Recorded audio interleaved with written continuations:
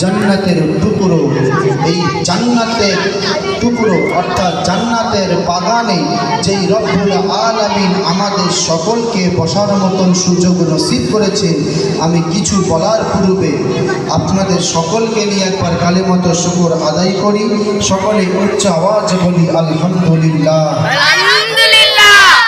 তারপর আমার আপনার নবী বিশ্বনবী সাইয়্যিদুল মুরসালিন শাফিউল মুজনাবিন রাহমাতুল লিল আলামিন হুজুরুন নূর সাল্লাল্লাহু আলাইহি ওয়াসাল্লামের দরবারে লাখো লাখো দরুদ ও সালাম বর্ষিত হোক। সকলে বলি সাল্লাল্লাহু আলাইহি ওয়াসাল্লাম। সাল্লাল্লাহু আলাইহি ওয়াসাল্লাম। আমি গুনাহগার মোহাম্মদ আরাফাত কারবালা খান্দারগলি থেকে এসেছি আপনাদের খিদমতে দোয়া নিবার জন্য। যাই হোক, ভূমিকা না বাড়িয়ে এবার ওয়াজ শুরু করা যায়। তো বাচ্চাদেরকে বলবো, বাবুরা করে যাওয়া বলছিলাম, হ্যাঁ একটা কথা বলবেন, হ্যাঁ 5 জায়গাতে দুনিয়াদারির কথাবার্তা বললে আল্লাহ রসুল বলছে আনতাহাবাতুল্লাহ তাআলা আমালহুম 40 সানা।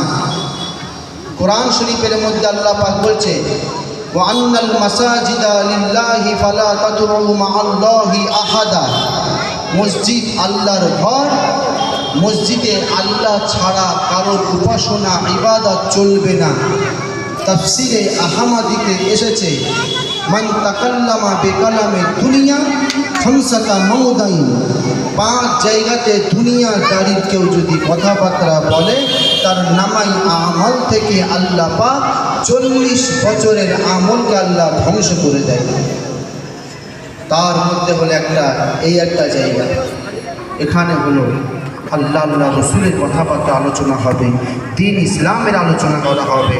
আল্লাহ রসুলের কথাবার্তা যেখানে হয়, এটা হলো শাবান মাস, তাই তো?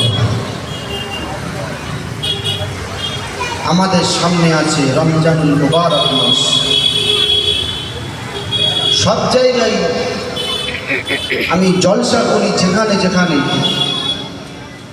আমি একটু জলসা করি, বেশি জলসা আমি করি আমার রসুলে পাক সাল্লাল্লাহু আলাইহি ওয়াসাল্লামের শান মানের কথা একটু বলি। তার কারণ হাজার হাজার ফরজ নামাজ পড়ার থেকে, হাজার হাজার বার হজ করার থেকে, হাজার হাজার বার ফরজ রোজা রাখার থেকে, হাজার হাজার বার দান খৈরাত করার থেকে, হাজার হাজার বার তাহাজ্জুদ নামাজ পড়ার থেকে 1 ঘন্টা সঠিকভাবে মুস্তাফাকে জেনে নেওয়া, রসুলকে বুঝে নেওয়া, হাজার হাজার তাহাজ্জুদ নামাজ, ফরজ নামাজ, রোজা রাখার থেকে, হজের থেকে উত্তম।